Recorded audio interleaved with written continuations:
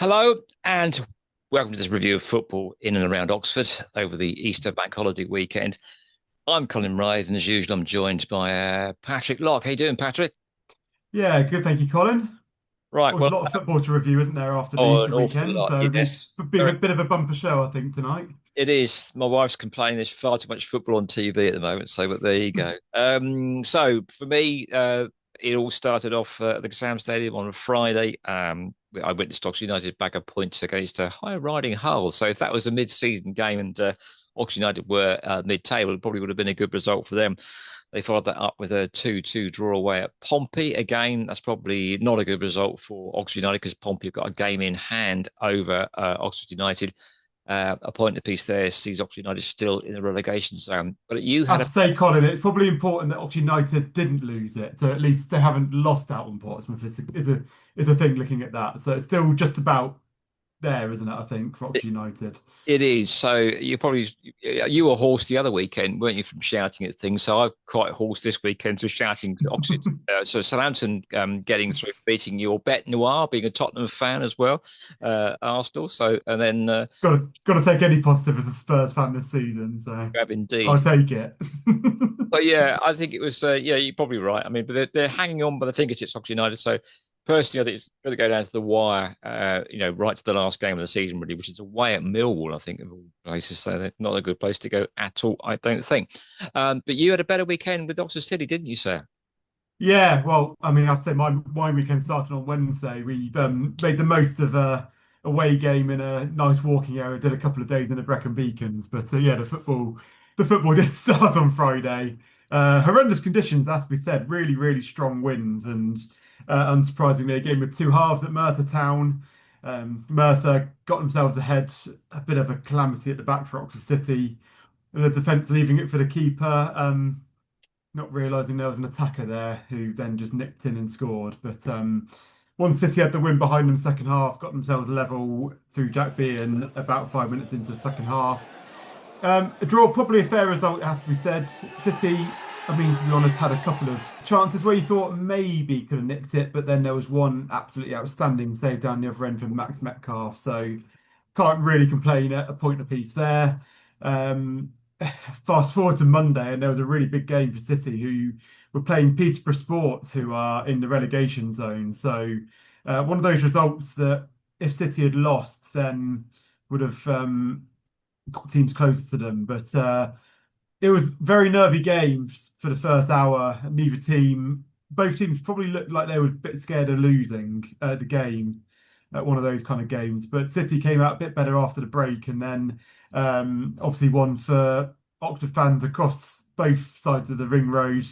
Matty Taylor scoring his first goal for City, and an absolutely proper striker's finish as well. A ball delivered to the far post, he peeled off and then just absolutely leathered it home on the volley. So, yeah, great goal from him. And then finally find a second goal in the second minute of added time. So, calm the nerves a little bit there. But yeah, City have got themselves 5 points clear of the drop zone at the moment. But as we'll find out in fixture focus in a bit, the games are coming. The games that are coming up are going to be big for City. They are indeed. Well, we can hear from former Oxford United striker Matty Taylor after that game, talking to Andy Gate. Matty Taylor, of course, scoring his first goal in the hoop shirt. Yeah, we're all delighted in there. They're all big games now, like we've said before. Another one ticked off, and it was a good performance from everyone. Like you said, boys at the back, big performance, clean sheet. They're dangerous from set pieces. Their striker was a big lad. Boys in the middle, boys out wide, obviously delivering, and then boys up top. And yeah, just delighted to get my first goal off and running finally. Your voice sounds like it's gone. Is that from just shouting on the pitch? A little bit of both. Don't know if it's hay fever or little bug or shouting. Yeah. Well, it's really nice to see you get on the score sheet, especially after Friday when you had one which was so tight. We still can't really make a right call if it was on or off. I mean, you think it's definitely on. I mean, you probably might have been, knowing the look we've had this year, but then to come back and come and play 45 minutes plus whatever stoppage time was, and get the goal in the fashion you did, you took it quite calmly. Yeah, I mean, Ewan done the hard work. He's got his head up, and I've kind of drifted into the back post. Hemo's done a nice little dark arts block on the defender, and managed to put it in nicely. Got good contact, and I was buzzing to see it go in, and obviously set us on our way. And then obviously we've got a second on the counter. I mean, we're speaking to you like pretty much just as you've gone out the changing room, and we've collared you, if you like, so you might not have had a chance to see how the scores elsewhere have gone. But going into this game, there's that vibe that it doesn't matter what happens elsewhere as long as we look after ourselves on the pitch, and we've done that today, haven't we? Yeah, I mean, since I've come in, the environment's been brilliant, and we've concentrated on ourselves. Really, we can't really affect what goes on away from the stadium we're playing in. We can affect our game, and we just want to keep getting as many points as possible. And then hopefully after 46 games, it's where we want to be. We've been on a good run of form lately, and I'm not sure how the others got on today and stuff, but it's kind of a bit of irrelevant. We just got to keep focusing on ourselves. Okay, Matty Taylor there, chatting to Andy Gate after that great win at home to Peterborough Sports, and after that game. Meanwhile, Banbury United's season is coming to a bit of a stuttering end. I think they're safe in the league, but really, I think Kelvin Langmead in his first season in the dugout would want a better end result to his season than is happening so far, Patrick. Yeah, it's been a very topsy-turvy season for Banbury, and it's a bit of a shame to see it end as it has. I mean, they were at one point looking like they may have been an outside shout for a playoff position, but I think that's certainly out of the question now. And like I say, their step through status is very safe. They're not in any danger of relegation. So probably one of those now to try and get a couple of wins in the remaining games to get spirits up a little bit. But yeah, it was 2 more defeats this weekend, sadly. Friday, they hosted Royston Town, lost 2-1. Alex Prosser got an equaliser for them to make it 1-1, but it was a late goal that saw Royston take all 3 points there. It was always going to be a tough task on Monday, though. They took a trip to Harbour Town, a Harbour Town team who are top of the league and are looking to get promotion to National League North. Banbury did take the lead through a fierce Luke Stoko strike, but that was as good as it got for them. Harbour scored 5 after that to secure a thumping win there. So pretty tough game for that one, and it was always going to be. But disappointing result for them there. Okay, we can hear from Kelvin Langmead after that game, talking as usual, I should say, rather, to Dave England. I'm going to be really honest with you, gents. You're not going to get much out of me today because the less I say, the better. I'm angry. I feel let down. Disappointed doesn't even come close. You're saying you're going to be very short with what you're going to say to us. That makes me feel that inside you're very, very angry, and you probably feel what you need to say needs to be said in the 4 walls of the changing rooms. I'll be honest again. I said very little because, again, I feel like I'll probably say the wrong thing. Football is an emotional game. That's why we all love it. But my emotions are strong in the wrong direction right now. I knew coming into this was going to be a really tough game, a really tricky game. Because Royston are in a position where they are quite deep down there. So winning today would keep it probably alive for them. I don't know how the other results have gone. But we knew if we beat them, the chances are they'd be relegated. So they were either playing with no pressure or they were literally fighting to keep themselves in this division or keep that alive. And we had to match that today. At the very least, we had to match how much it would probably mean to them. And it didn't mean enough to us today. That was a very lacklustre, lack of care, lack of energy, lack of everything that we have been for the most part of this year. But like I've always said, and there is a inconsistency in this group, and we are in a really poor vein of form at the moment. We don't look like scoring. We're giving up cheap goals. Angry would be the right word. So Kelvin Langmead got a lot of thoughts to do, I think, ahead of the season. They got all sorts of money problems off the pitch, Banbury United, so still on a very short-term lease and not able to do much ground improvements for them.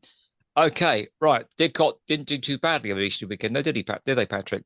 No, it was a very, very late show against Brixham. It was 90+5. was Owen James popped up and scored. I think what they described as a very scrappy goal. The Twitter even said it doesn't matter how they come, which I think is definitely one of those. We always say it doesn't matter how it comes, off a backside would do. So it sounds like it's a bit like that. But yeah, really good win for them there late on. But it was a goalless draw for them on Monday away at Swindon Supermarine. Main action of that one was a straight red card for Jim Glover midway through the first half. Jamie Heapy didn't quite agree with it, and the Didcot Twitter has suggested they may look to appeal that. Jamie Heapy said on that incident afterwards, in my opinion, it was a yellow card, not a red, but we need to look back at the footage to see if it's worth appealing. What mattered most was the reaction from the players to go down to 10 men for over an hour and still come away with a point, and fully deserve the point, says everything about their character. So, yeah, sounds like Didcot did well to get that point there. So yeah, 4 points for them over the weekend, and I mean, I think the very slim chances of relegation they had a couple of weeks ago are now certainly gone, and they will be in step four again next season. So that's good news for Didcot Town. But meanwhile, Thame United pushed for playoffs and promotion. Took a real battering at the Easter weekend, didn't it, Patrick? Uncharacteristic. Yeah, it's a bit of a mixed weekend. I mean, it started off well for them. They got a 3-0 win on Good Friday. Down West, Jack Tutton and Braden Daniel got the goals to them there. But as you say, Colin, it was a bit of a disappointing result for them on Monday. They lost to Aylesbury United, who are a side a bit further down the table in that division, who you'd have probably thought they should be looking to beat. So yeah, disappointing result there. Still 3 points clear in the playoffs, so Hertford Town below them have seemed to have dropped some points in recent weeks as well. They do have some tough fixtures remaining though. 2 of their 3 remaining games are against sides above them, so yeah, they're still in pole position, I'd think, but they're going to have to pick a couple of results out of the bag, I think, to get a playoff position. But certainly, yeah, it's theirs to lose at the moment. Meanwhile, North Lee got a game and got a point, but it looks far too late for them, doesn't it, Patrick?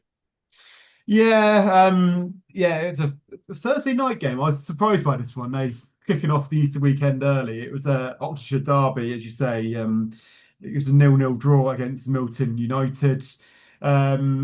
Yeah, I mean, it was looking good for them a few weeks ago, but Amersham Town seems to have picked up some form in recent weeks and have suddenly accelerated away from that drop zone. But still some time left. But I think, as you say, it's going to be a tough ask for Northley now, who have obviously had a few tough years in recent seasons, haven't they? They have indeed, yeah. So, okay, so I think I'm right in saying that Kidlington only played on Monday. You may have a bit of better news than that, and they picked up a point on Monday. They did. They did play on Friday as well. It was 2-3 draws involving our sides in the Combined Counties North on Friday. So certainly no shortage of goals. It was Cowan Bittencourt de Oliveira, Harry Thomas, and Aidan Ullis were on target for Kidlington. They drew 3-3 with Harefield United. The other 3-3 draws, or Freddie Dunham scored a brace and Aaron Woodley got the other, as Abingdon United had the same scoreline against North Greenford United. So, yeah, a lot of goals there. The only other game in the Combined Counties North on Friday was Abingdon United. They're finding a bit of form again. They've picked up another 1-0 win away at Wokingham Town. George Calmedo certainly in form at the moment with the goal there. So looking good for Ardley, maybe getting a playoff spot towards the end of the season and maybe getting promotion that way. Yeah, good news that they got Calmedo back as well, because Calmedo was injured for a while, so he's one of the leading goal scorers. He's a big, strong lad up front for them, so he would have been a big miss had he been missing for the rest of the season, Patrick. Yeah, absolutely, and they had been having some injury trouble, haven't they? So it's good to see some players coming back from injury. So yeah, hopefully they can find that form that got them to the top of the table before Christmas, and then yeah, get themselves in that playoff, and then who knows? It'll be great to see another Oxfordshire team come out of step 5 into step 4 again, wouldn't it? Okay, so Kidlington Monday, yes, another draw. Yeah, so Kidling, not all of our teams were in action on Monday, but Kidlington, yes, they had an Oxfordshire derby with Wallingford and Crowmarsh. Aidan Ulas and Adam Smith scored the goals respectively for the two teams there. The only other game, though, in that division was Milton United, and they were defeated 2-1 against Harefield United. There are some games on Tuesday night as well, and then maybe a roundup in next week's podcast to see how the teams got on there. Okay, and we just mentioned before we go that the Killington manager, Brad, I had met an interview before, so earlier in the season when Killington hosted Ardley there. I sat next to his wife, who was quite heavily pregnant, and unfortunately, Brad is having to give up his managerial position in Killington. He hasn't done too bad. I think they've been pretty good since they got relegated. He took over, and they're now safely in mid-table. That was a very good point against a high-riding Wallingford and Cromarsh team as well on Monday. But his wife's expecting twins. They've already got a toddler who's very, very active. I mean, he had a football out in front of me when I was commentating on the Ardley Killington game, and he was active for the whole 90 minutes. I'd say he's got a great engine, this little lad. So, and he's a star in the making, sure. But twins and an active toddler, you can quite easily see why he's not going to have enough time, I think, and energy to manage a non-league football team, Patrick. I mean, it just shows the commitment that these people have to put into football, isn't it? And you forget sometimes about family life, isn't it? And yeah, I mean, it's brilliant, isn't it?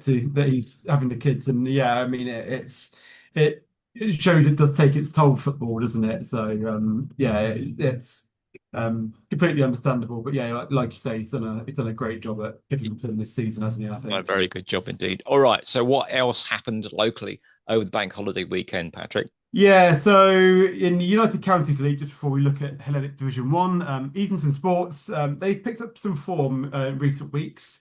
As we say, they were just 1 point off the drop zone a couple of weeks ago, so it was looking a bit dodgy for them. But they earned a point on Friday with Sam Lawrence and Charlie Pye both scoring in a 2-2 draw with Ayleston Park. Were defeated on Monday, though. They fell to a 3-1 defeat against Newport Pagnell Town. Very much safe now. They're 9 points clear of the drop zone now, and I think only with 9 points left to play as well. So pretty much mathematically safe, I think, now. So that's good to see Easington Sports maintain their status there for another season.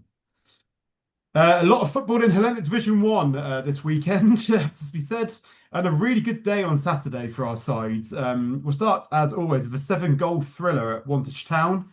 I'd say always a 7-goal thriller. I mean, it started as always with Wantage Town, who had a 7-goal thriller. Let's put it that way around.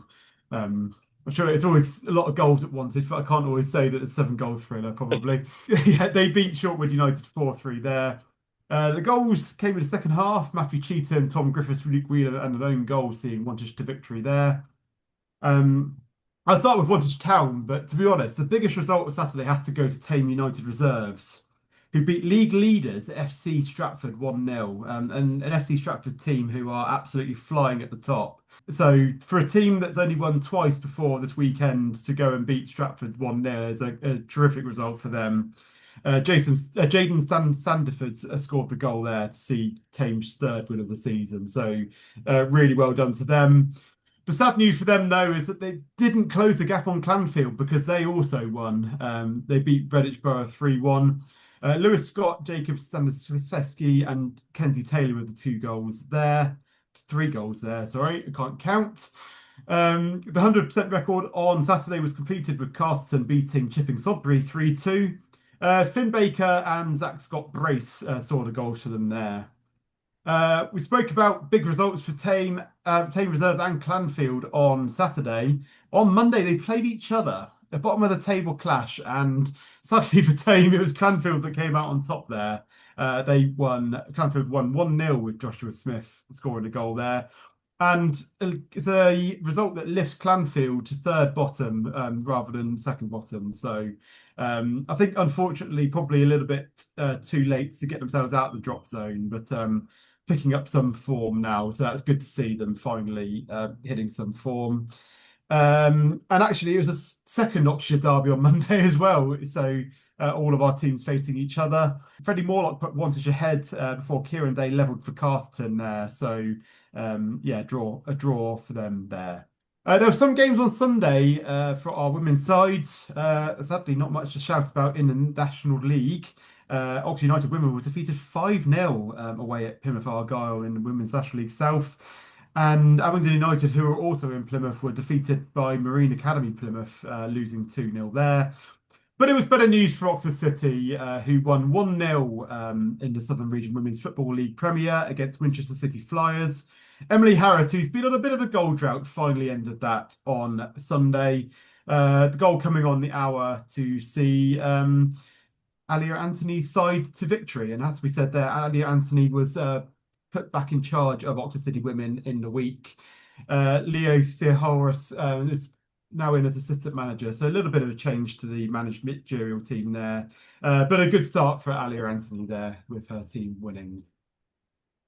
Okay, Patrick. So yeah, good to see. We've interviewed Ali Anthony before. Remember, she said that when she was first on the 3G pitch in summer doing a kids sort of football training session, she said that all the little rubber balls were melting on the pitch, and all the kids went home covered in sort of like tar, apparently. So well, remember Ali Anthony.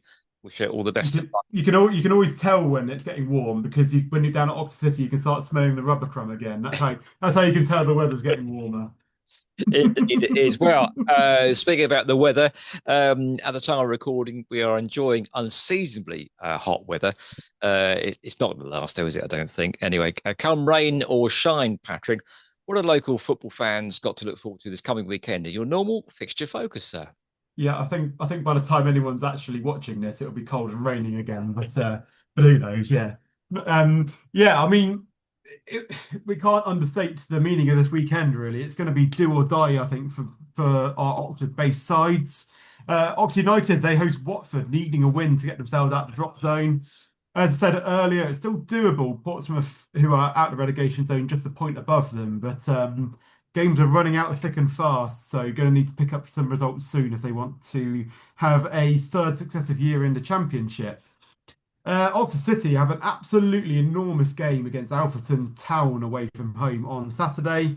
The permutations of it are massive, really. Win and safety is all but assured for Ross Jenkins' men, who would go 8 points clear of Alfreton Town, but lose, and suddenly that gap to Alfreton is narrowed to 2 points, and suddenly City are back in the mire a little bit and probably looking behind them. So points is a must for Ross Jenkins' men, really. Probably a draw would be better for them than Alfreton Town. But yeah, I think if the City win, I think they can certainly start preparing for another year in Step 2. But yeah, even after picking up 13 of the last 15 available points, City's still not really pulling away. It's one of those funny ones where teams around them keep picking up points too and just keep hanging on to the coattails. So yeah, that's the permutations there. So 2 really big games again coming up for our Oxford-based sides.